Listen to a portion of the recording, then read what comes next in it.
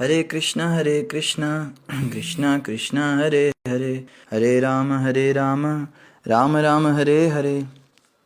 हरे कृष्णा। आप सभी भक्तों का हार्दिक स्वागत है आज की श्रीमद् भागवतम की इस कक्षा में। स्वागतम सुस्वागतम।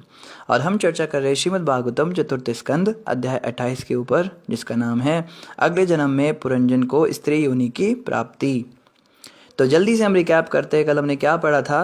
कल हम पढ़ रहे थे महाराज पुरंजन का उनको किस प्रकार से यवनों ने भी अटैक कर दिया, गंधर्वों ने भी अटैक कर दिया, उनकी पूरी नगरी को चौपट कर दिया। और इस तरह से वो जो 5 मुख वाला सर्प था वो भी अंत में बंदी बनाया गया और राजा पुरंजन को काल कन्या के द्वारा उनकी सुंदरता को हनन कर लिया गया। और अंत में मृत्यु रूपी जो वो यवन था उसने इसको पुरंजन राजा को बंदी बना लिया और अपने साथ ले गए।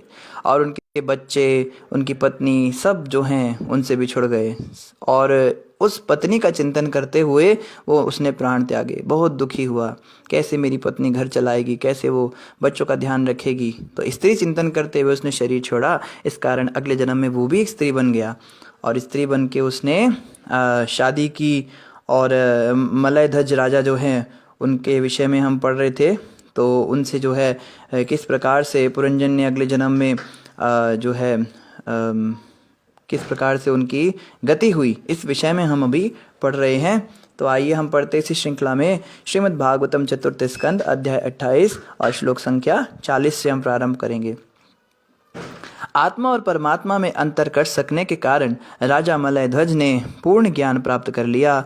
आत्मा एक स्थानिक है जबकि परमात्मा सर्वव्यापी है। यह भौतिक देह आत्मा नहीं है, अपितु आत्मा इस भौतिक देह का साक्षी है। इन्हें इसका पूरा पूरा ज्ञान हो गया। तो राजा मलयध्वज के विषय में हम पढ़ रहे हैं कि उन्हीं के वंश में आगे मलयध्वज आए, जो पुरंजन जी ने स्त्री रूप लिया था। और मलयध्वज जी ने भगवान कृष्ण की भक्ति करी, बहुत कठिन तपस्याएं करी। और अब जाके उन्हें इस बात का आभास होने लगा कि आत्मा और परमात्मा में अंतर है। देखो, कई लोग इस संसार में ऐसे हैं, भारत के अंदर तो बहुत हैं, वो कहेंगे आत्मा ही परमात्मा है।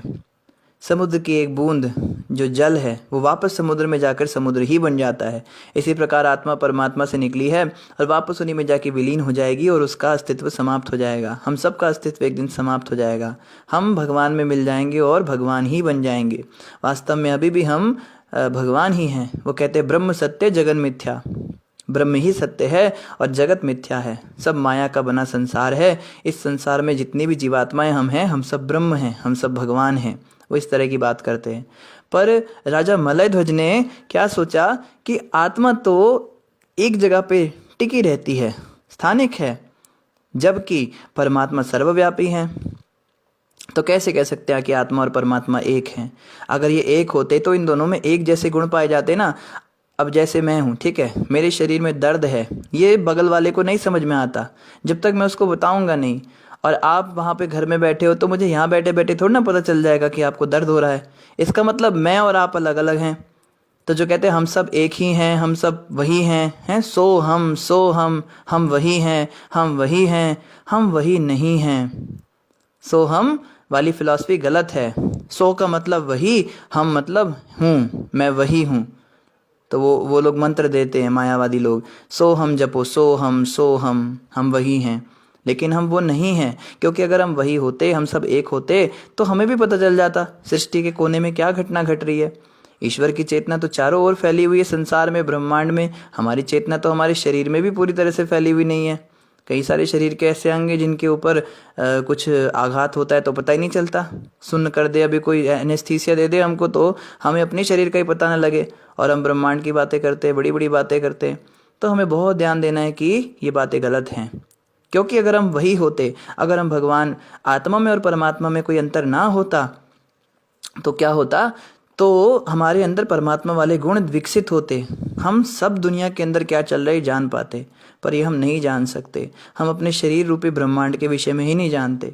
हम रोटी खाते हैं पीली और खून बनता है लाल, हमें यही नहीं पता कि ऐसा कैसे होता है। तो जब हम अपने ही शरीर के विषय में कुछ जानते नहीं, जैसे माँ के पेट में बच्चा आता है तो उसको पता थोड़ा ना चलता है कब बच्चे का सिर बन रहा है, कब बच्चे की खाल बन रही है, कब बच्चे का नखून बन रहा है। उसके सामने तो 9 महीने के बाद एक पूरा का पूरा बच्चा उसके सामने उसके गोद में आके बैठ जाता है। तो इस प्रकार से हमें समझना है कि हम भगवान नहीं हैं, नहीं बन सकते। तो सो हम वाली फिलॉसफी गलत है। एक बार क्या हुआ, व्यक्ति था बेचारा, ब्रजवासी था। तो ब्रज के लोग बड़े सीधे साधे से होते हैं। तो वहाँ पे एक बाबा जी आ गए। तो बाबा जी को देखते ही, अब ब्रजवासी तो ब्रजवासी होते हैं, उनको तो कोई भेदभाव होता नहीं कि वो तो संत को संत समझते हैं। उन्हें क्या पता मायावादी है या निराकारवादी है, साकारवादी है, वैष्णववादी, कौन सा वादी है। उनको तो बस जहाँ जटाजूड़ दिख गई, गेरुआ वस्त्र दिख गए, ओ बाबा दंडवत प्रणाम, बाबा दंडवत प्रणाम। बाबा कहते हैं हाँ बेटा आजा आजा, शाबाश, कुछ माल पानी लाया है? हाँ हाँ बाबा ये लो, 1 रुपये चढ़ा दिया उसके आगे। तो बाबा कहता है ये क्या लाया है? कहता है बाबा मंत्र दो, मुझे मंत्र दो, मैं भी कुछ भक्ति करूँगा, कुछ जप करूँगा। तो उनको बड़ा क्रेज़ होता है, मंत्र मिल जाए, हम जपेंगे, मंत्र जपेंगे। तो बाबा कहते हैं हाँ बेटा तू क्या जप, सो हम सो हम सो हम। तो वो भी जपने लगा, सो हम सो हम सो हम। तो अब जो है वो सो हम जपता हुआ घर चला गया।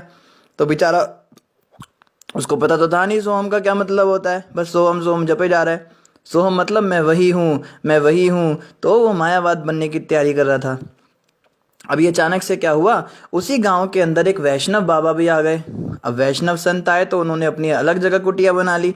तो वो दिन में सुबह जा रहा था सोहम जपता हुआ, वो वहाँ देखता है दूर एक बाबा जी बैठे हैं, दूसरे देखता है, ओ बाबा जी दंडवत प्रणाम, बाबा दंडवत प्रणाम। हाँ बेटा आजा आजा, शाबाश, कहाँ रहता है, क्या करता है? उन्होंने भी पूछा थोड़ा। कहता है बाबा यहाँ एक ना गांव में दूसरा बाबा आया हुआ है। अच्छा, तो उसने मुझे एक मंत्र दिया है। क्या मंत्र दिया है उसने? कहता है सो हम।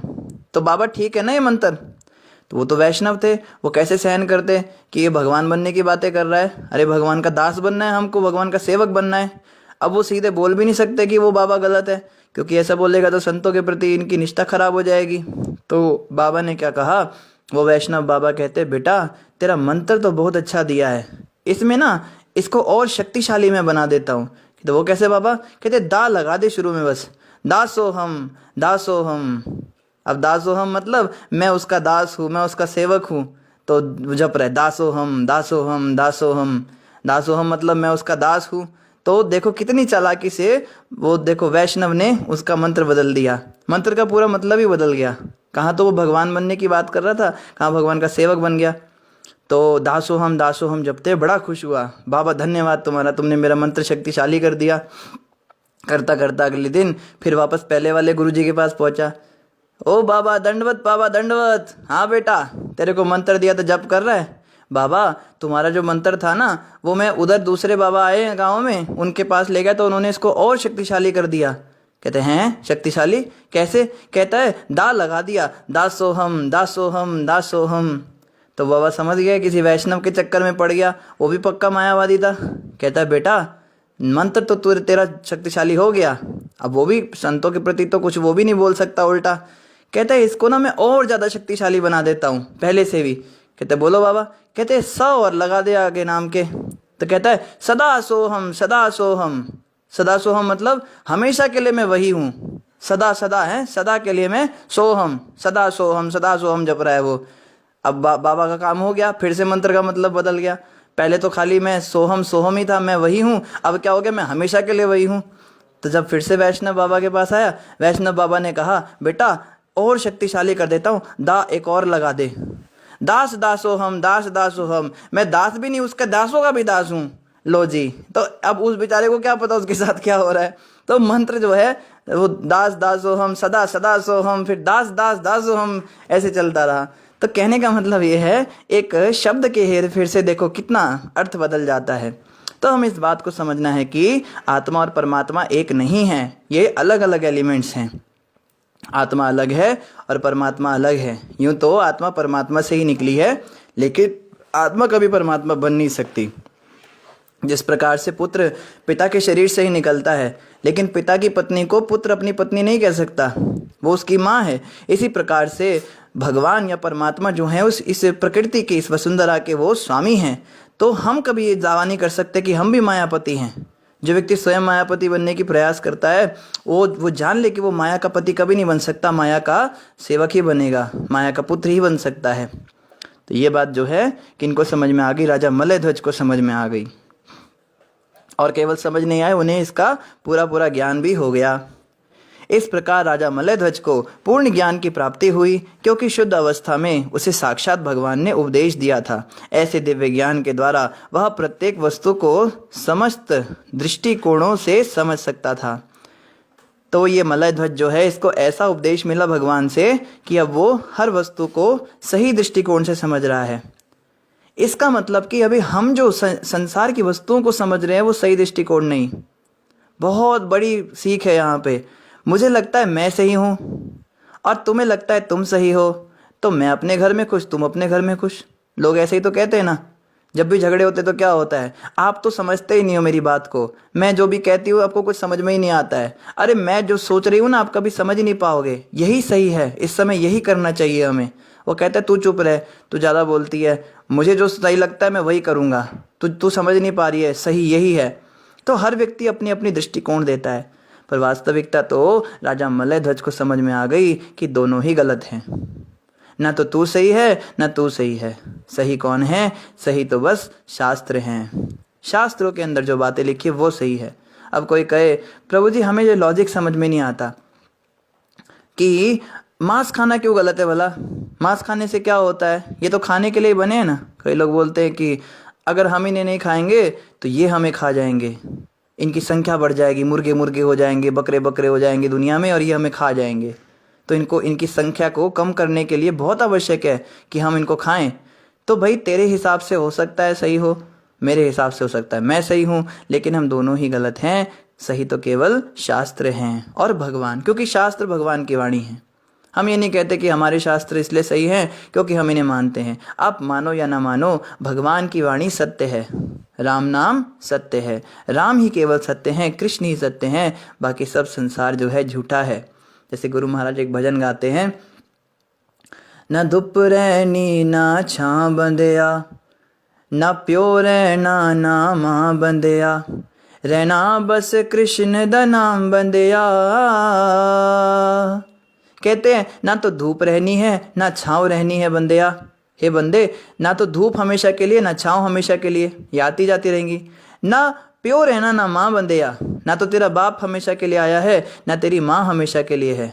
रहना बस कृष्ण दा नाम बंदिया। एक कृष्ण का नाम ही तो है जो युगों युगों से आज तक है। देखो ना, हमारी परदादी सरदादी कभी हुई होंगी, आज नहीं है। हमारे कोई पुरखों के बड़े बड़े महल हुए होंगे, आज वो नहीं है। बड़े बड़े राजा महाराजा हुए होंगे, आज कोई नहीं है। सबको जाना पड़ा, लेकिन एक चीज पहले भी थी और आज भी है। वो क्या है? हरे कृष्ण कृष्ण कृष्ण हरे हरे, हरे राम राम राम हरे हरे। भगवान का नाम आज भी है और ये हमेशा रहेगा। तो बात ये चल रही है, सही दृष्टिकोण शास्त्रों का है, सही दृष्टिकोण हमारा नहीं है। और इन्होंने क्या किया? समस्त वस्तुओं को सही दृष्टिकोण से देखना प्रारंभ कर दिया राजा मलयध्वज ने। इस प्रकार राजा मलयध्वज परमात्मा को अपने पास बैठा हुआ और स्वयं आत्मा रूप को परमात्मा के निकट बैठा हुआ देख सकता था। चूंकि वे दोनों साथ साथ थे, अतः उनके स्वार्थों का भिन्न होना आवश्यक न था। इस प्रकार उसने ऐसे कार्य करने बंद ही कर दिए। जो कृष्ण को पसंद नहीं, बस वही काम पाप है। सीधी सी बात, हम ज़्यादा उलझते नहीं हैं। पाप कर्म क्या है, आपके हिसाब से ये पाप है या पुण्य है? ऐसी स्थिति में आप फंस जाओ और यहाँ पे आपको ये करना पड़े तो क्या ये पाप है, क्या ये पुण्य है, बताओ। तो ज़्यादा मोटे तौर पे हम ज़्यादा जाते नहीं, ज़्यादा लौलापट की आवश्यकता नहीं। सीधी सी क्या व्याख्या है? जिस कार्य को करने से कृष्ण रूठ जाए वही पाप है, और जिस कार्य को करने से कृष्ण प्रसन्न हो जाए वही पुण्य है। सीधा सा हिसाब। अगर तुम्हारे घर छोड़कर जंगल जाने से कृष्ण प्रसन्न होते हैं तो वही पुण्य है, और अगर तुम्हारे घर छोड़कर जंगल जाने से कृष्ण अप्रसन्न होते हैं, दुखी होते हैं, तो वही पाप है। तो ज़्यादा जो है ये बहुत पेचीदा करने की आवश्यकता नहीं इन बातों को। कई लोग बड़ी चर्चाएं करते हैं, घंटों घंटों डिबेट्स करते हैं, शास्त्रों को खंगालते हैं। इस श्लोक में तो ऐसा लिखा है, उस श्लोक में वैसा लिखा है, यहाँ पे लिखा है स्त्री के साथ ऐसा होना चाहिए, वहाँ लिखा है स्त्री के साथ वैसा नहीं होना चाहिए, यहाँ लिखा है कि पुरुष को ऐसा होना चाहिए, वहाँ लिखा है पुरुष को ऐसा नहीं होना चाहिए। किसको माने किसको नहीं माने, सीधा सा हिसाब। कृष्ण को खुश करो, वही करने से हमारे बंधन कटेंगे संसार के। और ये बात इनको समझ में आ गई तो इन्होंने क्या किया, ऐसे कार्य करने ही बंद कर दिए। जो कृष्ण को पसंद नहीं वो कार्य करना ही छोड़ दिया। तो इतना तो हमें समझ में आता है ना, हम भारत के निवासी हैं, कि कृष्ण को कौन से कार्य पसंद नहीं होते। कृष्ण को वही कार्य पसंद हैं जो गुरुदेव को पसंद हैं। जो गुरु परंपरा के अंदर कृष्ण भगवान से निकली हुई ब्रह्म संप्रदाय, रुद्र संप्रदाय, कुमार संप्रदाय, श्री संप्रदाय, इन चारों संप्रदायों के अंदर कोई प्रामाणिक गुरु आ रहे हैं, उनके और कृष्ण के जो ये हैं स्वार्थ हैं वो भिन्न नहीं हैं। जो कृष्ण को पसंद है वही गुरुदेव को पसंद है। और हम कैसे पता लगाए कृष्ण को क्या पसंद है? जो गुरुदेव को पसंद है वही कृष्ण को पसंद है। कहा है ना, यस्य प्रसादात् भगवत प्रसादो, यस्य प्रसादान् न गते कुतोपि। यस्य प्रसादात् भगवत प्रसादो, उनको अगर खुश कर दिया तो भगवान खुश हो जाएंगे। सदगुरुदेव को अगर हमने प्रसन्न कर दिया तो भगवान प्रसन्न हो जाते हैं। यस्या अप्रसादान न गति कुतोपि, अगर कोई गुरुदेव को प्रसन्न नहीं कर पाया उसकी कोई गति नहीं होने वाली। भूल जाए वो भगवान की प्राप्ति के सपने देखना। जो गुरु के प्रति द्रोह कर रहा है, गुरु के विषय में उल्टी सोच रख रहा है, गुरु की निंदा करता है या सुनता है और सोचता है भगवान उससे खुश हो जाएंगे, ऐसा पातकी घोरतम नरक में जाता है। ये तो भूल ही जाए भगवान। जो गुरु को ही खुश नहीं कर पाया वो भगवान को क्या खुश करेगा। तो गुरु प्रसन्न होने से ही भगवान प्रसन्न होते हैं, इस बात को हमें समझना है। बशर्ते हमारे गुरुदेव परंपरा के अंदर हों। ऐसा ना हो कि गुरु ही भगवान को हटा दे। कोई भगवान को नहीं मानना, मैं ही तुम्हारा भगवान हूँ। जैसे हम कई बार बताते, वो एक गुरुजी हैं, क्या उनका नाम बताएं, उनके शिष्य रोज सुबह उनको नहलाते हैं, दूध से उनका स्नान कराते हैं और सारा दूध नीचे इकट्ठा करते हैं। और गुरुजी का बाद में पूरा कच्छा भी अच्छे से निचोड़ के पूरा दूध का जो उसकी खीर बनती है फिर बर्तन में, फिर वो खीर का प्रसाद सब पाते हैं, सुबह सुबह खाते हैं। लीजिए गुरुजी का प्रसाद लीजिए, गुरुजी की खीर, गुरुजी को अभिषेक कराए सुबह सुबह। ऐसे ऐसे भी ढोंगी गुरु जो है दुनिया में घूम रहे हैं। एक और गुरु है, वो बंगाल के अंदर, उसकी व्यास पूजा चल रही है, सारे शिष्य जो है हाथ में तुलसी लेकर उसके पैरों में डाल रहे हैं। कितना बड़ा अपराध, खुद भी अपराध कर रहा है और उन शिष्यों से भी करवा रहा है। ऐसे जो गुरु हैं इनकी क्या गति, लोभी गुरु और पापी चेला, नरक में दोनों ठेलम ठेला। ये तो खुद भी नरक जाएगा और चेलों को भी साथ में लेके जाएगा। तो बहुत सावधान रहना है ऐसे गुरुओं से। हमें सच्चे भगवान कृष्ण के शुद्ध भक्त को ही गुरु रूप में चुनना है। और ऐसे गुरुदेव अगर हमसे प्रसन्न हो गए तो बस मान लीजिए कृष्ण हमसे प्रसन्न हो गए। तो राजा विदर्भ की कन्या कौन थी? ये जो पुरंजन महाराज थे, ये विदर्भ राजा की कन्या के रूप में उत्पन्न हुए थे अगले जन्म में। राजा विदर्भ की कन्या अपने पति को परमेश्वर रूप में सर्वे सर्वा मानती थी। उसने सारे इंद्रिय सुख त्याग दिए और पूर्णतः विरक्त होकर वह अपने परम ज्ञानी पति के सिद्धांतों का पालन करने लगी। इस प्रकार वह उसकी सेवा में लग गई। तो जो ये विदर्भ कन्या थी, इसने अपने पति को ही भगवान माना था। शास्त्रों में कहा है पति परमेश्वर होता है। इस बात को समझना है। आजकल की स्त्रियां जो हैं वो पति को बिल्कुल अपना नौकर समझती हैं।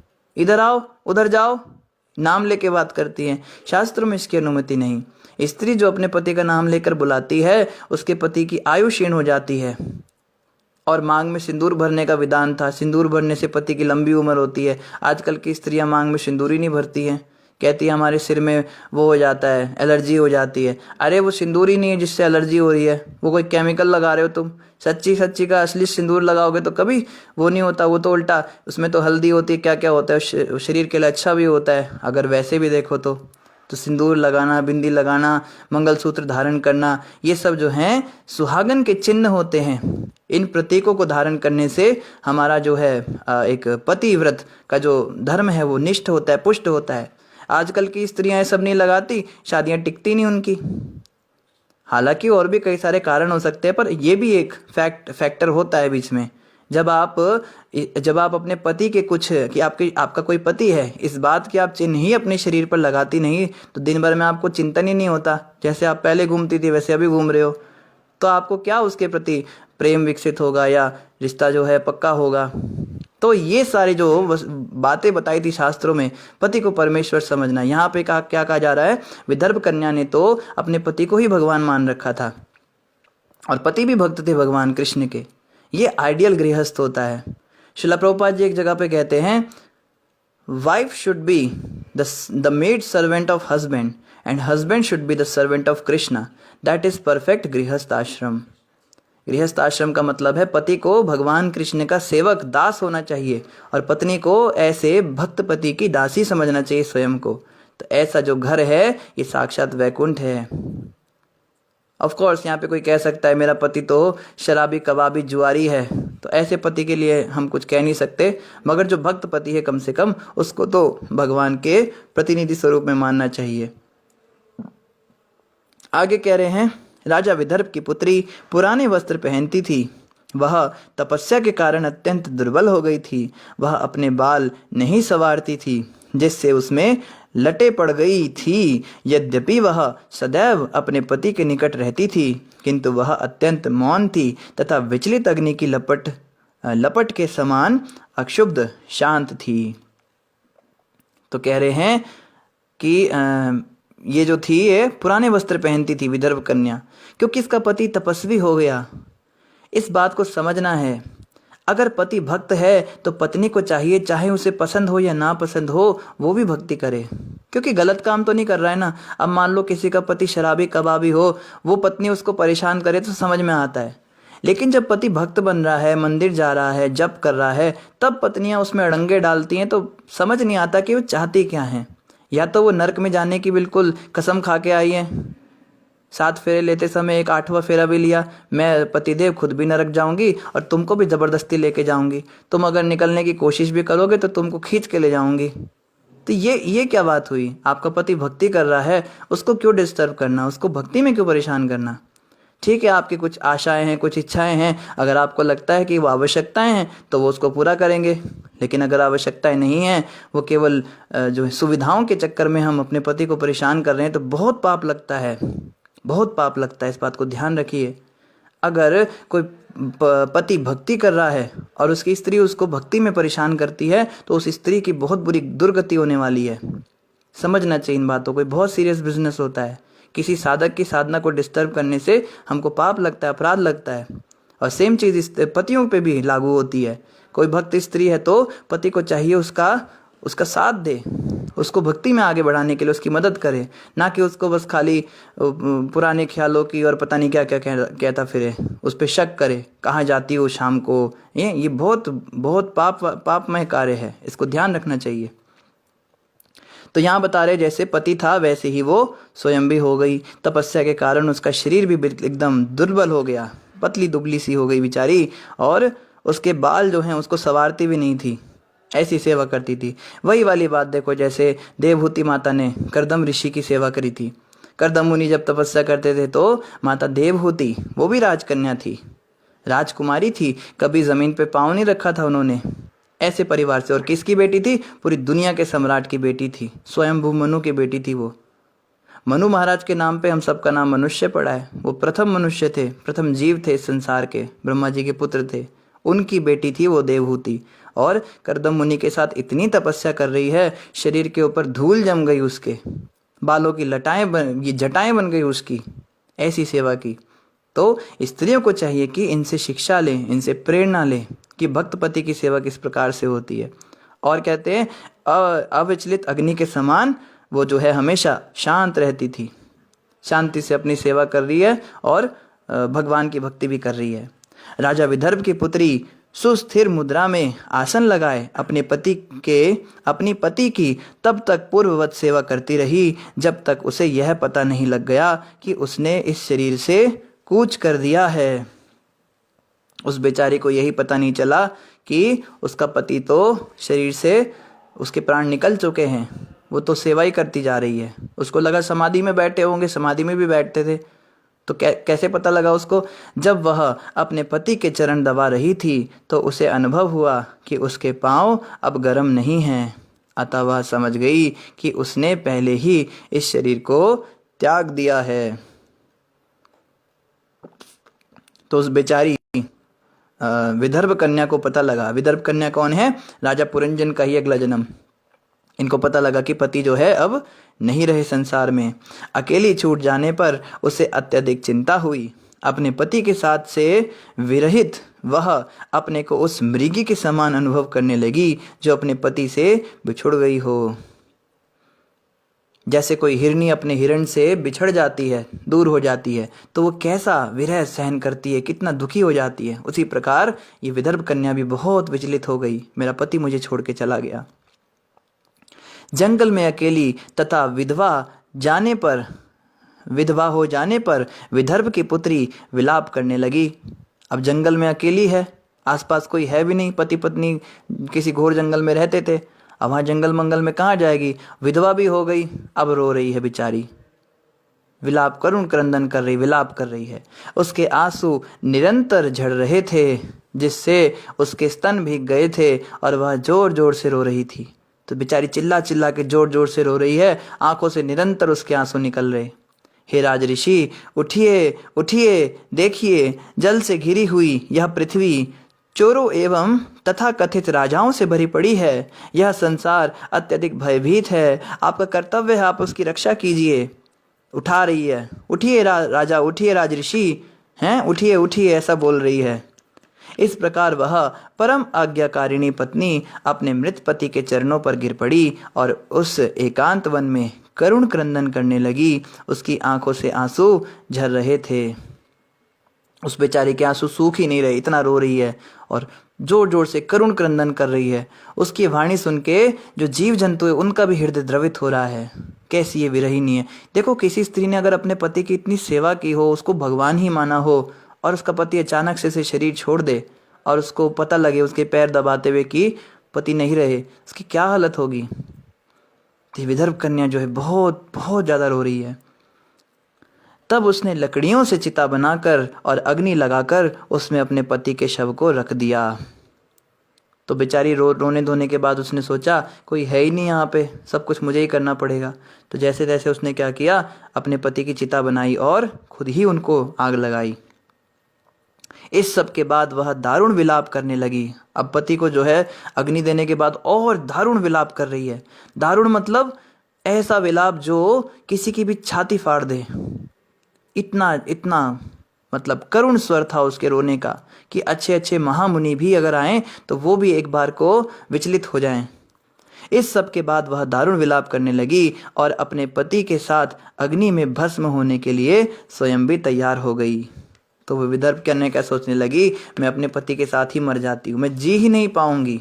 उसको कुछ समझ में ही नहीं आ रहा था। हे राजन, एक ब्राह्मण जो राजा पुरंजन का पुराना मित्र था उस स्थान पर आया और रानी को मृदुल वाणी से सांत्वना देने लगा। तो जब वो रानी मरने के लिए तैयार हो रही थी तो वहां पे पुरंजन राजा का एक मित्र आया। पुरंजन का मित्र मतलब इसके पिछले जन्म का मित्र आया और रानी को आकर सांत्वना देने लगा। क्या कहता है? ब्राह्मण उवाच, ब्राह्मण ने इस प्रकार पूछा, तुम कौन हो? तुम किसकी पत्नी हो या किसकी पुत्री हो? यहाँ लेटा हुआ पुरुष कौन है? ऐसा प्रतीत होता है कि तुम इस मृत शरीर के लिए विलाप कर रही हो। क्या तुम मुझे नहीं पहचानती हो? मैं तुम्हारा शाश्वत सखा हूँ। तुम्हें स्मरण होगा कि पहले तुमने मुझसे कई बार परामर्श किया है। तो वो ब्राह्मण जो है उसको पहचान गया कि ये तो राजा पुरंजन है पिछले जन्म का, और मैं इसको कितने परामर्श देता था। और वो रो रही है उसको, अब ये पूछ रहा है तुम कौन हो, ये लेटा हुआ व्यक्ति कौन है। देखो कितना बड़ा मोह है संसार में। वो पिछले जन्म में भी यही गलती किया, पिछले जन्म में एक औरत का चिंतन करते हुए मरा और औरत बन गया। अब इस जन्म में आदमी का चिंतन करते हुए मरती, फिर से उसने अगले जन्म आदमी का लेना था। समझिए यहाँ पे अब वो पॉइंट आ रहे, अब सब कनेक्ट होंगे, लिंक, नौ द्वार क्या थे और रानी कौन थी उसकी, अब सब कुछ कनेक्ट होगा। तो कह रहे हैं तुम्हें याद नहीं कि तुम मुझसे पहले भी परामर्श लिया करती थी, भूल गए तुम मुझको? ब्राह्मण ने आगे कहा, हे मित्र, यद्यपि इस समय तुम मुझे तुरंत नहीं पहचान सकते हो, किंतु क्या तुम्हें स्मरण नहीं है कि भूतकाल में तुम मेरे अंतरंग मित्र थे। दुर्भाग्यवश तुमने मेरा साथ छोड़कर इस भौतिक जगत के भोक्ता का पद स्वीकार किया था। मैं तो तुमको पहले भी परामर्श देता था, लेकिन तुमने मेरा साथ छोड़ दिया। अब ये उसको देख रही है, कौन है ये, कौन ये ब्राह्मण है, ध्यान से देख रही है, इसको कब छोड़ा मैंने। और कहता है तुमने मुझे छोड़कर भौतिक संसार का जो है ये लिया था, भौतिक जगत के भोक्ता का पद स्वीकार किया था। हे मित्र, मैं और तुम दोनों हंसों के तुल्य हैं। हम एक ही मानसरोवर रूपी हृदय में साथ साथ रहते हैं। यद्यपि हम हजारों वर्षों से साथ साथ रह रहे हैं, किंतु फिर भी हम अपने मूल निवास से बहुत दूर हैं। तो कौन है ये ब्राह्मण? ये भगवान हैं, परमात्मा। जब अंत समय पे जो जो सामने आते हैं हमारे, तो अभी पता लगेगा सब कुछ। तो आगे कह रहे हैं तुमको याद नहीं, हम तो दो हंसों के समान हैं जो एक ही मानसरोवर के अंदर तैर रहे हैं। जैसे मानसरोवर के अंदर दो हंसों का जोड़ा एक साथ तैरता है, ऐसे हम थे। लेकिन हजारों वर्षों से साथ साथ हम रहे हैं, हम हमेशा साथ थे। भगवान कृष्ण के साथ ना आप में हम सब बहुत बहुत हजारों साल से एक साथ थे। पर क्योंकि कुछ सालों हमने कुछ जन्मों पहले भगवान को छोड़ दिया, भगवान का धाम छोड़कर आ गए, उनसे झगड़ा करके इधर आ गए और उनसे बिछड़ गए, तो अब हमें ये बातें बड़ी आर्टिफिशियल लगने लगी। कई भक्त कहते हैं प्रभु जी आपकी बातें तो ठीक है, शास्त्रों में सब सच ही लिखा होगा, पर हमें अंदर से वो आवाज नहीं आती कि कृष्ण नाम का कोई व्यक्ति भी है। जबकि यहाँ पे बताया जा रहा है कृष्ण के साथ हम हजारों जन्मों तक, हजारों सालों तक एक साथ रहे हैं, लेकिन आज हम बिल्कुल भूल चुके इस बात को कि मैं आत्मा भी हूं। मतलब थ्योरेटिकली समझ में आ गया, ठीक है लिखा है तो सच होगा, पर अंदर से मुझे लगता नहीं अभी तक कि मैं ये शरीर नहीं हूं, मैं आत्मा हूं, कृष्ण नाम का कोई व्यक्ति है, वो भगवान है, दिखता नहीं। इतना ज़्यादा आर्टिफिशियल लगने लगा हमको। यही बात यहाँ पे खुद ही वो ब्राह्मण कह रहा है कि फिर भी हम अपने मूल निवास से बहुत दूर हैं। हम दोनों इस समय बहुत दूर आ गए, तुम मेरे धाम को छोड़कर यहाँ आ गए। हे मित्र, तुम मेरे वही मित्र हो। जब से तुमने मुझे छोड़ा है, तुम अधिक भौतिकतावादी हो गए हो और मेरी ओर ना देखकर तुम इस संसार में, जिसे किसी स्त्री ने निर्मित किया है, विभिन्न रूपों में घूमते रहे हो। तुम जो है तुम मुझे भूल गए, और तुमने जब से मुझे छोड़ा है तुम और ज़्यादा भौतिकवादी हो गए, और तुम संसारिक हो गए, और ज़्यादा तुम, हाँ भाई दुकान का क्या है, और आलू का क्या भाव है, दाल का क्या रेट है, बेटे की फीस कितनी है, उसका एडमिशन कराना है, बस दिन भर तुम्हारा यही चिंतन चला। तुम मुझे तो याद करना बिल्कुल बंद कर दिए, और मेरे को भी जब तुम मेरे सामने भी पूजा करने बैठते थे तब भी तुम्हारे दिमाग में यही सब चलता था। तुम इतने भौतिकवादी हो गए और मुझसे बहुत दूर हो गए। और क्या किया तुमने? मेरी ओर ना देखकर तुम इस संसार में, जिसे किसी स्त्री ने निर्मित किया है, विभिन्न रूपों में घूमते रहे। तुम्हारे शरीर को कोई स्त्री ही तो बनाती है। कभी कुतिया माँ होती है, कभी सुअरी माँ होती है, कभी गेंडी माँ होती है, कभी छिपकली माँ होती है, कभी मक्खी माँ होती है, कभी इंसान माँ होती है। सब माँ के शरीर से ही तो पैदा होते हैं। तो बार बार तुम मेरी तरफ ना देखकर इस स्त्री के द्वारा निर्मित शरीर में ही आसक्त रहे। उस नगरी शरीर में 5 उद्यान, 9 द्वार, एक पालक रक्षक, 3 कमरे, 6 परिवार, 5 बाजार, 5 तत्व तथा एक स्त्री है जो घर की स्वामिनी है। अब यहाँ पे सारी बातें रिवील करेंगे भगवान कि एक नगरी है जिसको एक स्त्री ने बनाया है, यानी शरीर। वो 9 द्वार वाली नगरी क्या थी? वो हमारा शरीर ही है। 9 द्वार कौन कौन से शरीर में? आंखें द्वार है ना, कान भी द्वार हैं, जो छेद होते हैं, छिद्र होते हैं, उसको द्वार कहते हैं। 2 नाक हैं, नाक के अंदर 2 छेद होते हैं तो 2 ही गुना जाता है। एक मुख है और नीचे 2 उपस्थ इंद्रियां। ये 9 द्वारों का शरीर ही वो नगरी है जिसमें तुम फंसे हुए थे। और उसमें 5 उद्यान थे। 5 उद्यान मतलब 5 जो इंद्रियां हैं। फिर और उसके अंदर क्या था? एक पालक रक्षक भी था, 3 कमरे, 6 परिवार और 5 बाजार भी थे, तथा 5 तत्व तथा एक स्त्री भी थी जो उस घर की स्वामिनी थी। इस शरीर रूपी घर की स्वामिनी कौन है ये आगे बताएंगे अभी।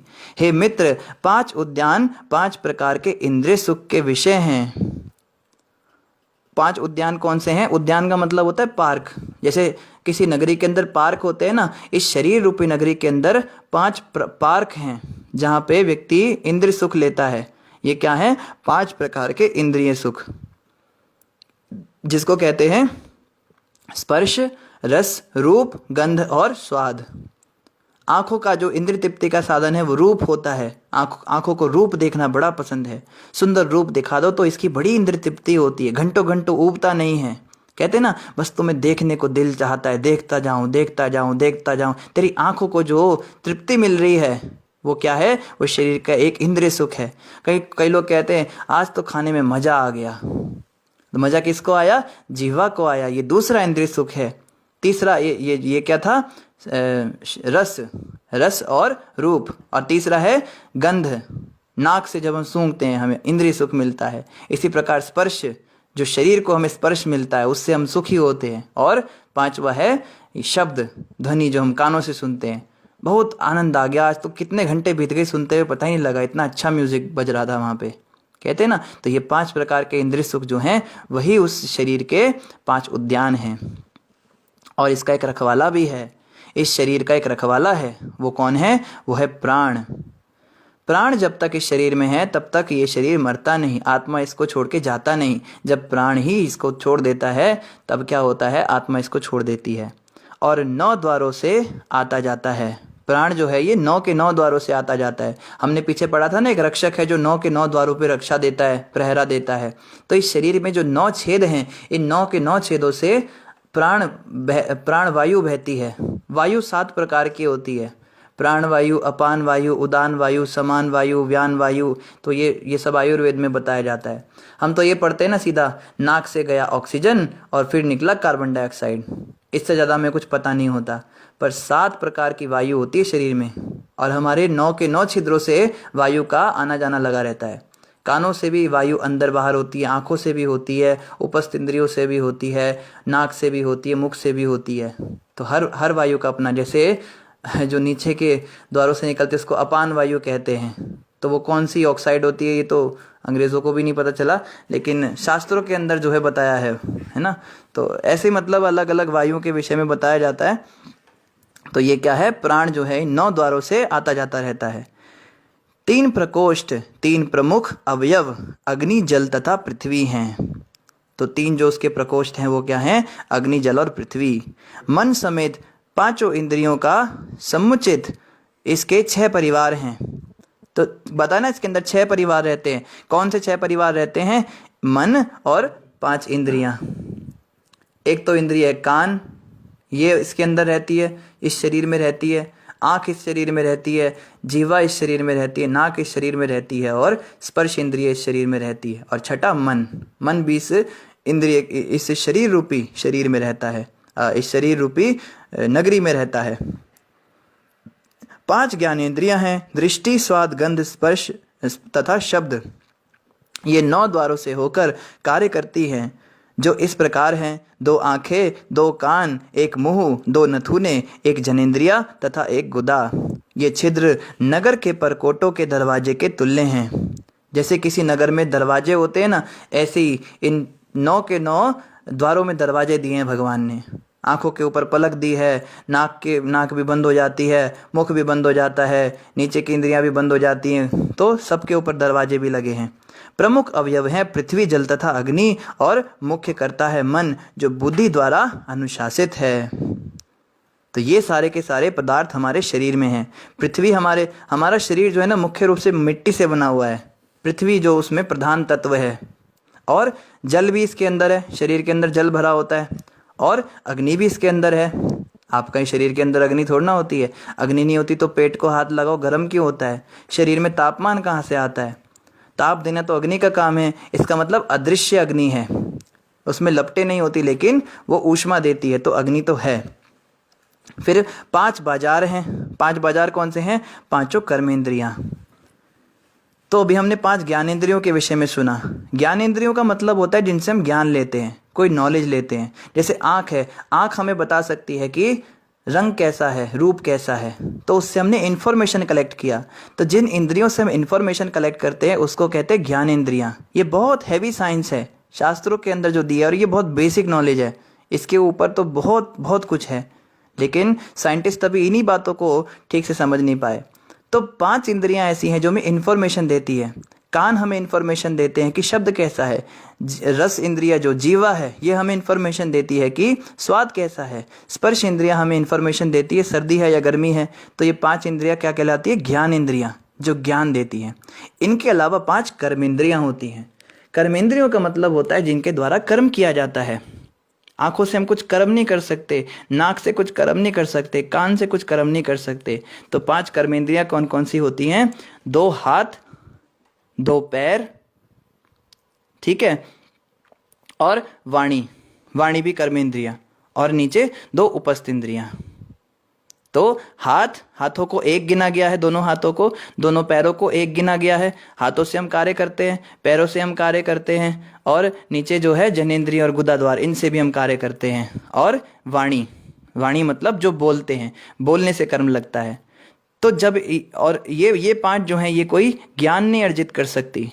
हाथ पैर कोई ज्ञान नहीं दे सकते हमको, ज्ञान तो त्वचा देती है ना। तो इसी प्रकार से ज्ञानेंद्रियां अलग होती हैं और कर्मेंद्रियां अलग। तो कर्मेंद्रियां क्या है? ये 5 बाजार हैं। वे 5 शाश्वत तत्वों के संयुक्त शक्ति से अपना व्यापार करती हैं। तो ये पांचों अपना अपना व्यापार करती हैं, अपना अपना कर्म करती हैं। कहते हैं ना हम अपना कर्म कर रहे हैं, तो ये तो हाथ भी कर रहे हैं, हाथों की भी तो जॉब है ना। ये हाथ क्या जॉब कर रहे हैं? खिला रहे हैं, नहला रहे हैं, और काम कर रहे हैं, लिख रहे हैं, पढ़ रहे हैं। पैर भी अपना जॉब करते हैं, तो ये सब भी जॉब कर रहे हैं। तो इनको क्या कहा गया? संयुक्त रूप से अपना व्यापार करती हैं। इस सारी कर्मठता के पीछे आत्मा काम करता है। आत्मा पुरुष है और वही वास्तविक भोक्ता है। तो राजा पुरंजन कौन है? आत्मा। ये नहीं सोचना कि ये पुरंजन की कहानी बस इन बातों को समझाने के लिए थी, असली में भी एक पुरंजन हुआ है। ये नहीं समझना चाहिए पुरंजन कोई काल्पनिक ऐसी बना दिया नारद जी ने समझाने के लिए। पुरंजन भी हुआ है, 9 द्वारों वाली नगरी भी हुई है, पर हमें वो उस पर भी विश्वास रखना है, साथ में ये बातें भी समझनी, एनालॉजी भी समझनी है। तो कह रहे हैं आत्मा क्या है? पुरंजन है, और आत्मा पुरुष है, वही वास्तविक भोक्ता है। किंतु इस समय शरीर रूपी नगरी के भीतर छिपा होने के कारण वह ज्ञान शून्य है। इस समय वो क्या कर रहा है? बस जैसे जैसे हमने पढ़ा था ना, जब उसकी पत्नी खाती है तो वो भी खाता है, पत्नी बैठती है तो वो भी बैठता है। अपना स्वतंत्रता भूल चुका है आत्मा। पत्नी भी बताएंगे पत्नी कौन है।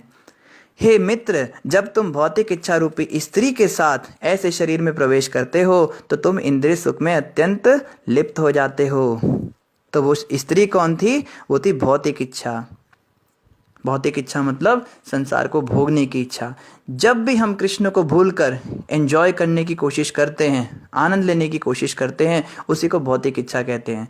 वो है वो पत्नी आत्मा के साथ जिसने उसका बेड़ा गर्क कर रखा है। भौतिक इच्छा, मुझे बहुत ज़्यादा बढ़िया बढ़िया चीज़ें खानी हैं प्रभु जी, मुझे मरने से पहले ना सब कुछ ट्राई करके देखना है। मैं मरते समय ये सोचते हुए नहीं मरना चाहता कि ये रह गया और वो रह गया। सब कुछ करके देखना है मुझे, शराब भी पी के देखना है, हर प्रकार का मांस खा के देखना है। ऐसे भी लोग हमने देखे हैं। ये भौतिक इच्छा ही तो है।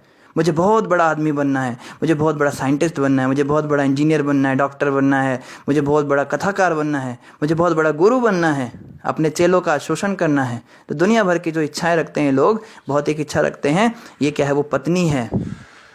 और इसके साथ जब वो इस नगरी में प्रवेश करता है तो इंद्र तृप्ति में अत्यधिक लिप्त हो जाता है। राजा पुरंजन जब उस स्त्री के साथ उस नगरी में गया तो संसार उस नगरी के अंदर ही फंस गया। इसी प्रकार जब आत्मा भौतिक इच्छा रूपी स्त्री के साथ जब इस शरीर में प्रवेश करता है तो वो भी इंद्र सुख में लिप्त हो जाता है। इसीलिए तुम्हें अपना आध्यात्मिक जीवन भूल गया है। तुम अपना आध्यात्मिक जीवन इसीलिए भूल गए क्योंकि तुमने उस स्त्री का संग किया। अपनी भौतिक अवधारणाओं के कारण तुम्हें नाना कष्ट उठाने पड़ रहे हैं। तुमने तो बहुत सारी भौतिक अवधारणाएं बना रखी हैं। ऐसा करने से ये हो जाएगा, वैसा करने से वो हो जाएगा, इतने पैसे बना लूँगा, फिर मेरे इतने फ्लैट हो जाएंगे, फिर मैं सुखी हो जाऊँगा, फिर मैं एक सुंदर सी औरत से शादी कर लूँगा, मेरे बच्चे होंगे, मेरे आंगन में उनकी किलकारियाँ गूंजेंगी, फिर मैं एक छोटी सी गाड़ी खरीद लूँगा, हैं, हमारा झीलों का शहर होगा, वहाँ पे अपना घर होगा, नीले पर्दे होंगे, बालकनी होगी। कितने सारे सपने संजोता है व्यक्ति, लेकिन इनके कारण वो कष्ट ही उठाता है। उनको बनाने के लिए कष्ट झेलता है, और जब वो सब बन जाता है तो उसको सुख मिलता नहीं उसमें, क्योंकि तब तक जो है वो और ज़्यादा इच्छाएं और ज़्यादा बढ़ जाती हैं। जब तक एक घर बन के तैयार नहीं होता तब तक दूसरा घर बनाने की इच्छा आ जाती है, वो भी सुख नहीं भोग पाता। ये जो है इस तरह से मूर्ख बनाती है माया। जैसे एक बार क्या हुआ, एक गधा था, तो गधे के ऊपर धोबी सवार था। तो धोबी का गधा जो होता है वो ना घर का होता है ना घाट का होता है। तो वो गधा थक गया था, धूप हो रही थी बहुत, फेन निकल गया उस गधे के मुंह से, जीभ निकल गई उसकी बाहर, और धोबी मार रहा है उसको, चल आगे चल। और गधा जो है ना, गधा सबसे ढीठ जानवर होता है, इसीलिए जो ढीठ बच्चे होते हैं उसको बोलते हैं गधा कहीं का, गधेड़ा, ऐसा बोलते हैं ना, क्योंकि गधा बड़ा ढीठ होता है, उसको कितना भी पिटाई करो वो चलेगा ही नहीं अगर उसको चलना नहीं है। तो धोबी ने उसको लाद रखा है पूरा और खुद भी उस पर बैठा है, गधा थक गया। तो धोबी ने पता है क्या किया, एक डंडे के ऊपर गाजर बांधी, एकदम लाल लाल रसीली गाजर, और उसके मुंह के आगे धागा बांध के वो गाजर लटका दी। और गधा देखते हैं, वाह गाजर, और गाजर तो उसे बहुत पसंद थी, तो गाजर खाने के लिए एक कदम आगे बढ़ा। तो क्या हुआ, गाजर भी एक कदम आगे बढ़ गई। अब वो सोचता है बस एक कदम की दूरी पे गाजर है, अब मैं थोड़ी सी मेहनत करूंगा मुझे गाजर मिल जाएगी। हिम्मत करके उठा, अपना फेन वापस उसने समेटा, जीभ अंदर करी और पूरी शक्ति के साथ ऐसे करके वो एक कदम और चला, तो गाजर एक कदम और आगे चली गई।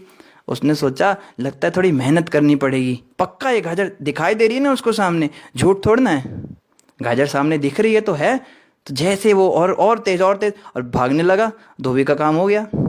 जो है गधा दौड़ रहा है, गधे को दौड़ा दौड़ा के अब जब भी धोबी को रोकना हो तो गाजर हटा लेगा, और जब भी दौड़ाना हो वापस गाजर लगा देगा। इसी प्रकार से भौतिक सुख होते हैं। सुख हमेशा एक कदम आगे ही दिखाई देता है, बस ये हो जाए ना इसके बाद तो मुझे बिल्कुल टेंशन खत्म हो जाएगी। पर जैसे ही हम वो काम करते हैं फिर लगता है कि ये काम बस ये वाला और हो जाए, इसके बाद तो पक्का, क्योंकि सामने दिख रहा है कि ये चीज़ होने के बाद पक्का सुख मिलेगा। तो सुख जो है हमेशा एक कदम आगे ही रहता है। जैसे जैसे हम भौतिक उन्नति करते हैं सुख भी हमारे से एक कदम आगे चलता जाता है। हमें समझ नहीं आता, ये उस गाजर की तरह है जो धोबी ने, माया रूपी धोबी ने पकड़ रखी है। ये गाजर कभी भी उस गधे को नहीं मिलने वाली, इस बात को हम समझ नहीं पाते। हम सोचते बस एक कदम की दूरी पे है, ये एग्ज़ाम मेरा क्लियर हो जाए, मेरी शादी हो जाए, मेरे बच्चे हो जाए, मेरा ये वाली जॉब लग जाए। अरे जिनके पास लग गया उनको क्या मिल गया, वो गाजर हमेशा एक कदम आगे रहता है। तो ये भौतिक सुख रूपी स्त्री के साथ जब शरीर के अंदर प्रवेश किया पुरंजन ने, तो वो भगवान को और भूल गया। वास्तव में ना तो तुम विदर्भ की पुत्री हो और ना ही पुरुष मलय ध्वज तुम्हारा हितेच्छु पति है। विदर्भ कन्या, तुम विदर्भ की पुत्री हो ही नहीं, और ना ही ये आदमी जिसके लिए तुम इतना रो रही हो, इतना चिल्ला चिल्ला के रो रही हो, इतना करुण क्रंदन कर रही हो, और अभी तुम सती होने जा रही थी, ये तुम्हारा पति या तुम्हारा हित चाहने वाला है ही नहीं। ना ही तुम पुरंजनी के वास्तविक पति थे, तुम तो इस नव द्वार वाले शरीर में केवल एक बंदी थे। ये शरीर से हम कितना प्यार करते हैं, अपने शरीर पे आ जाए तो हम अपने माँ बाप को भी भूल जाते हैं, खुद को भूख लगती है तो अपने यारों को भूल जाते हैं, दोस्तों को भूल जाते हैं। अपने को कहते हैं ना, अपने शरीर की पेट की आंख बुझाने के लिए संसार में सारे पाप कृत्य शुरू होते हैं। पेट की आंख बुझाने के लिए लोग चोरी करते हैं, डकैती डालते, क्या क्या करते हैं। इस शरीर से कितना प्यार, पर वास्तव में ये शरीर है क्या, ये एक बंदी गृह है, ये जेल है जिसमें हम फंसे हुए हैं। आप सोचो, अगर कोई कैदी किसी जेल में फंसा हो तो क्या वो दिन भर जेल को पेंट करता रहेगा, ये जेल और सुंदर बना देता हूँ, इसकी सलाखों को सोने से रंग देता हूँ, इसकी दीवारों पे थोड़ी पेंटिंग बना देता हूँ, धरती पे थोड़ी रंगोली बना देता हूँ, डेकोरेशन करेगा वो उस जेल की। अरे वो उस जेल से बाहर निकलने के लिए सोचेगा। पर इस शरीर रूपी 9 द्वारों वाले शरीर रूपी बंदी गृह में आत्मा बंद भी है। और देखो कैसी मूर्खता, हम सभी इस शरीर को ही डेकोरेट करने के चक्कर में लगे रहते हैं, इसको समझ नहीं पा रहे। ये बात वो ब्राह्मण उसको बता रहा है कि तुम पुरंजनी के पति थे, ना ही तुम मलय ध्वज की पत्नी हो, तुम तो इस शरीर में एक बंदी हो। तुम कभी अपने को पुरुष, कभी सती स्त्री, तो कभी नपुंसक मानते हो। यह सब शरीर के कारण है जो माया द्वारा उत्पन्न है। यह माया मेरी शक्ति है, और वास्तव में हम दोनों, तुम और मैं, विशुद्ध आध्यात्मिक स्वरूप हैं। तुम इसे समझने का प्रयास करो, मैं वास्तविक स्थिति बताने का प्रयत्न कर रहा हूँ। तो वो ब्राह्मण रूपी भगवान क्या कह रहे हैं, ये सारी बातें ना हमारे लिए हो रही हैं। ये ना सोचो ये तो ब्राह्मण उसको कह रहा है ना, वैदर्भ कन्या को कह रहा है। अरे नहीं, भगवान हमें कह रहे हैं। क्या कह रहे हैं, तुम कभी अपने आप को पुरुष समझते हो, कभी स्त्री। आप में से कई माताएं नाराज हो जाती, प्रभु जी आप स्त्रियों के लिए ऐसा कहते हो। अरे आप लोग स्त्री हो ही नहीं। कई पुरुष नाराज हो जाते हैं कि पुरुषों के लिए ऐसा ऐसा नियम क्यों है, स्त्रियों के पाप पुरुष को लेने पड़ते हैं जबकि पुरुषों के पुण्य स्त्रियों को चले जाते। आप पुरुष हो ही नहीं। हम ना स्त्री हैं, ना पुरुष हैं, ना नपुंसक हैं। हम क्या हैं, हम ये माया के द्वारा शरीर, जो ये शरीर है ये माया के द्वारा उत्पन्न है, इसको हम मैं माने बैठे हैं। लेकिन वास्तव में भगवान कह रहे तुम और मैं, हम दोनों तो विशुद्ध आध्यात्मिक स्वरूप हैं, हम आध्यात्मिक हैं। लेकिन देखो कैसी दुष्ट बुद्धि है, जब ये बातें, ज्ञान की बातें शुरू होती हैं तो नींद आ जाती है हमको कथा सुनने का मन ही नहीं करता। अभी किसी की निंदा चुगली शुरू हो जाए कितना मन लगता है, बाप रे बाप, और आगे बढ़ बढ़ के बताते। जप करने में मन नहीं लगता जी, जप के समय पे हमें ये सब बातें याद आ जाती हैं, पर जहाँ पे आत्मा परमात्मा की चर्चा शुरू हुई नहीं, हमें नींद आने लग जाती है।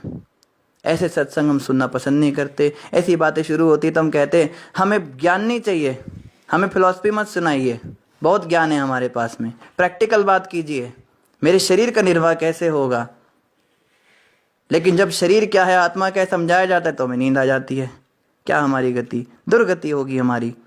माया के द्वारा ठगे जा रहे हैं रात दिन, स्त्री चिंतन में, स्त्रियां पुरुष चिंतन में, पर वास्तव में ना हम स्त्री हैं ना पुरुष हैं। भगवान कहते तुम और मैं तो विशुद्ध आध्यात्मिक स्वरूप हैं।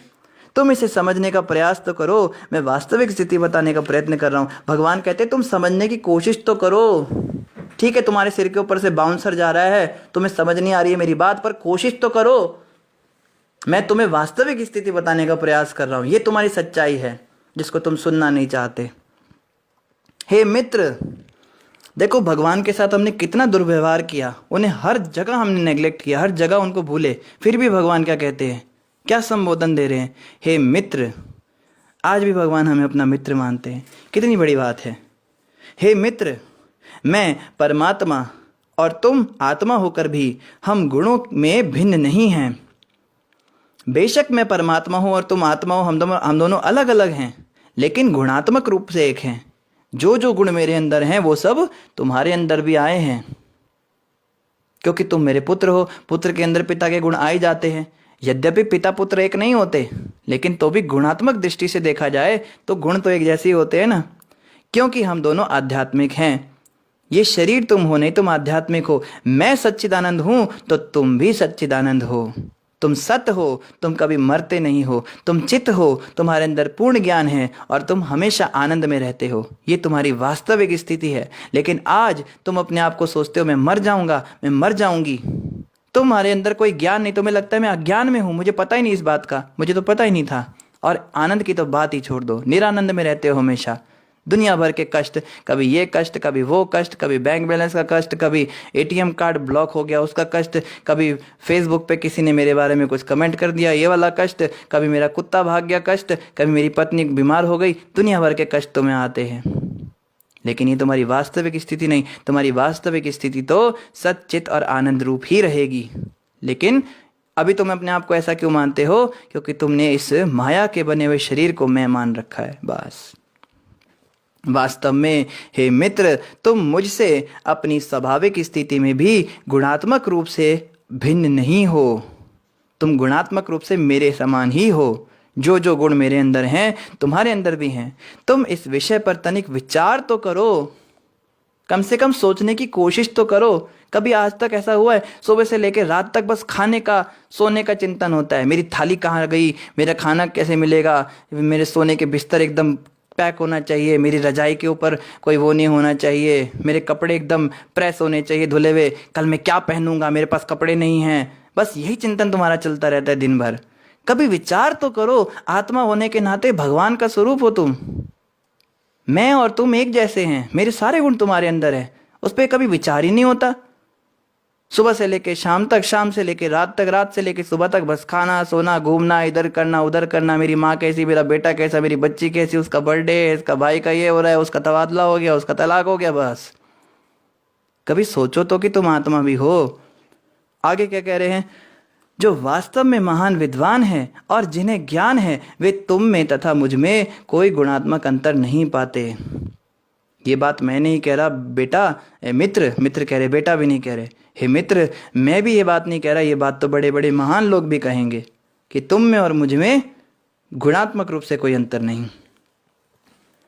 यहाँ पे ये नहीं समझना कि हम भगवान के समान हो गए, गुणात्मक रूप से एक है लेकिन जो संख्या आत्मक रूप से अलग अलग हैं। भगवान विभु हैं और हम अणु हैं। भगवान महान समुद्र हैं और हम एक छोटी सी बूंद हैं। बूंद के अंदर भी वही सारे मिनरल्स पाए जाते हैं जो समुद्र में होते हैं। समुद्र में भी नमक होता है और बूंद में भी नमक होता है, लेकिन बूंद के अंदर कुछ माइक्रोग्राम सी नमक होता है, कुछ कण ही होते हैं नमक के, जबकि समुद्र में टनों के हिसाब से वो होता है। तो हमारे अंदर बेशक वो गुण हैं जो भगवान में है, लेकिन भगवान में असीम गुण हैं, असीम मात्रा में वो सारे गुण विद्यमान, और हमारे में छोटी छोटी सी मात्रा में वो सब गुण विद्यमान है। लेकिन तो भी देखो भगवान क्या कहते हैं, तुम में और मुझ में कोई भेद नहीं गुणात्मक रूप से। ये उनकी महानता है। जिस प्रकार मनुष्य अपने शरीर के प्रतिबिंब को दर्पण में अपने से अभिन्न देखता है, जबकि दूसरे लोग वास्तव में दो शरीर देखते हैं, उसी प्रकार अपनी इस भौतिक अवस्था में जिसमें जीव प्रभावित होकर भी प्रभावित नहीं होता, ईश्वर तथा जीव में अंतर होता है।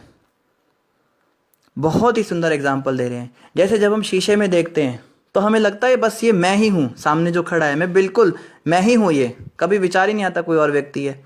लेकिन दूर जो खड़ा हुआ व्यक्ति होता है, कभी कभी ऐसा होता है उसको दो लोग दिख जाते हैं, उसको पता नहीं चलता शीशा है, उसको लगता है दो लोग खड़े हैं। तो इसी प्रकार से ईश्वर और जीव देखने में बेशक दो अलग अलग लगते हैं बाहर से, लेकिन गुण दोनों में एक जैसे ही होते हैं। उनमें गुणात्मक रूप से कोई अंतर नहीं है। इस बात को तुम समझो। इस प्रकार दोनों हंस हृदय में एक साथ रहते हैं। अब पॉइंट पे आ रहे हैं धीरे धीरे भगवान। तुम आज भी मेरे साथ ही हो, तुम मुझसे दूर कभी हुए ही नहीं थे, तुम कभी मुझसे दूर हुए ही नहीं। हृदय रूपी मानसरोवर में तुम और मैं हंस रूप में आज भी एक साथ हैं। पहले तो ये समझा है कि तुम शरीर नहीं हो, आत्मा हो, और आत्मा कहाँ रहती है? हृदय में रहती, हृदय देश में रहती है। भगवान कृष्ण कहते हैं, हृदय देशे अर्जुना तिष्ठति, मैं सबके हृदय में परमात्मा रूप में स्थित हूँ। तो भगवान भी हृदय में परमात्मा रूप में स्थित हैं और आत्मा भी हृदय के अंदर बैठी है। तो वास्तव में हम भगवान से कभी बिछड़े ही नहीं थे। भगवान कहते हैं, मैं तो तुमको कब से देख रहा हूँ, लेकिन तुमने अपना मुंह मोड़ रखा है मेरे से। ये हो गया। एक हंस जो है वो दूसरे को देख रहा है और दूसरा हंस क्या देख रहा है? दूसरा हंस संसार को देख रहा है। ऐसा हो रहा है। परमात्मा ने तो हमेशा हमारी तरफ ही देखा, लेकिन हमने कभी उनकी तरफ देखा नहीं। हम संसार की तरफ ही रचे पचे रहे। प्रभु जी, घर में रह के भक्ति हो सकती है ना? प्रभु जी, पत्नी बच्चों के साथ में प्यार भी तो, रिश्ता भी तो रख सकते हैं ना? एक भक्त का फोन आया, वो कहता है, सीधा उसने और कुछ बात नहीं करी, प्रभु जी मैं कुछ पूछना चाहता हूँ, सही से जवाब देना। मैंने कहा भाई पूछो। प्रभु जी, क्या कृष्ण भक्त प्यार नहीं कर सकते? क्या भक्ति में प्यार की कोई जगह नहीं होती? हमने कहा भाई प्यार की जगह क्यों नहीं होती, बात तो बताओ। कहते नहीं नहीं नहीं, आप बस मुझे जवाब दो आज, प्यार की जगह होती है भक्ति में नहीं होती। हमने कहा प्यार ही तो है भक्ति भगवान के साथ में। बस बस बस, मुझे जवाब मिल गया। कहता है मैं किसी भक्त से प्यार करता हूँ, वो भी भक्ति करती है भगवान की, मैं भी भक्ति करता हूँ, हम दोनों साथ में भक्ति करेंगे। तो मैंने कहा तू प्यार किससे करेगा, उससे करेगा भगवान से करेगा? तो वो हंसने लगा, ही। प्यार तो उससे भी करना पड़ेगा, भक्त है ना भगवान की।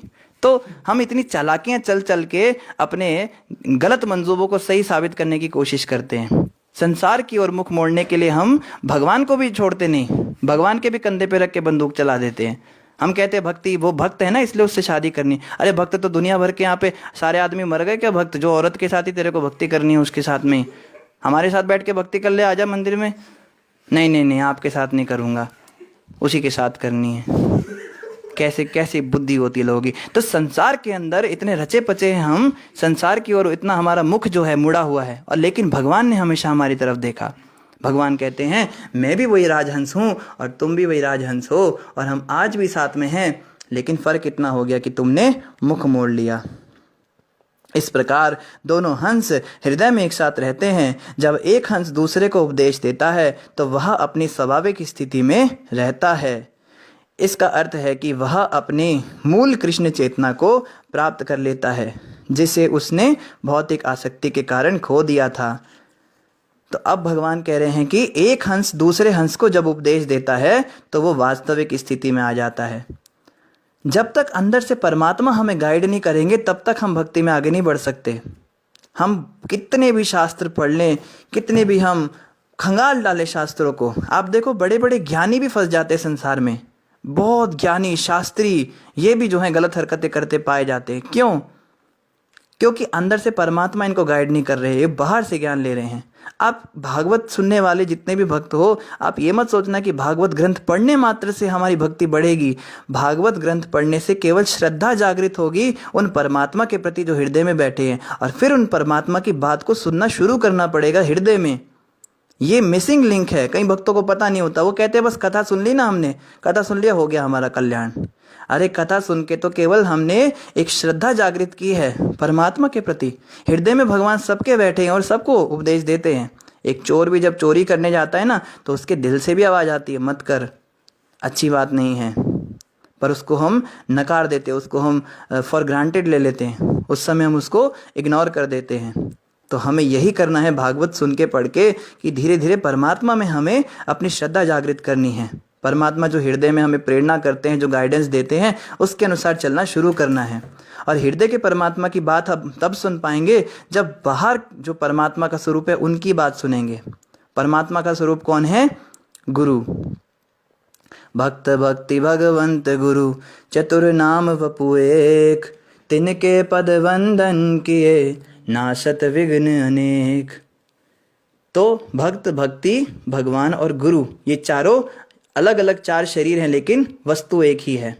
तो गुरु रूप में भगवान परमात्मा बाहर से हमें गाइड करते हैं और परमात्मा रूप में भगवान हृदय से बाद में गाइड करते हैं।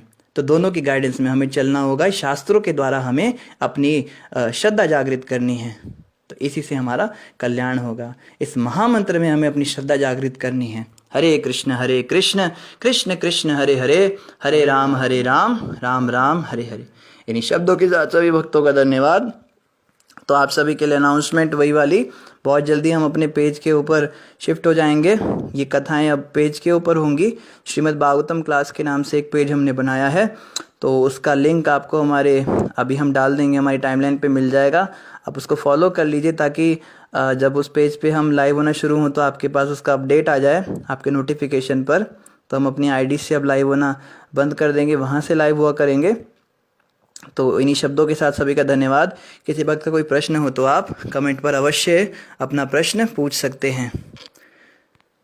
तो आज जो है जिन भी भक्तों ने हरे कृष्णा दंडवत प्रणाम कहा है, भक्तों और माताओं ने सभी को हमारा दंडवत प्रणाम और हरे कृष्णा।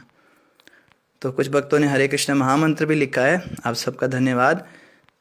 और वैकुंठ प्रभु ने महाराज जी के आज के प्रवचन का लिंक डाल दिया है। आप सभी कृपया करके महाराज जी का ये प्रवचन अवश्य सुने, इससे भी हमारा कल्याण होगा।